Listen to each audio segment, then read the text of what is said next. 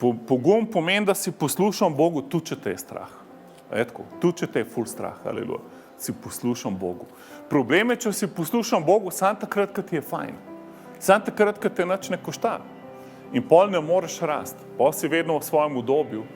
In jaz sem včasih mislil, ko bom ful vero razvil, da bom vse Bogu lahko verjel, pa bom pa sam še užival na svojem fotelu. Pa sam kokosovo mleko bom pil na plaži in moj življenje bo fantastičen, haleluja. Pozab, haleluja. Več, ko verjameš, večje naloge boš dobil, haleluja.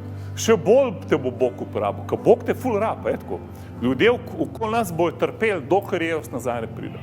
Skozi bo eni problemi okoli nas. In zdaj, če rasteš z Bogom, pol boš užival, ker te Bog uporablja, tudi če te je ful strah. Tudi če ti gre cel svet na živce, se priklopiš na Jezusa in si še bolj izpolnjen lahko Svetim Duhom. Bog v bistvu še bolj bo čez tebe deloval takrat, kadar ne gre vse tako dobro okoli tebe, haleluja. In to vidimo v Svetem pismu, v apostolskih delih. Ful, nadnaravna.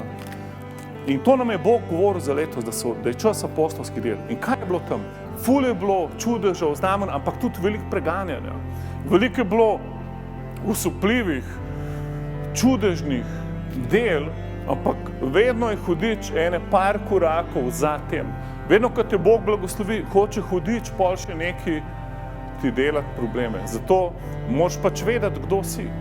Haleluja. Moraš vedeti, da si že zmagal. Eno lastnost imajo vsi demoni isto in to je, da so že premagani. Da jih je Jezus že premagal. In v bistvu, kjerkoli problem imaš, ni nič novega danes na zemlji. Kdorkoli te preganja, to ni nič hudega, niti nič novega. In moraš vedeti, da z Jezusom si več kot zmagovalec, haleluja.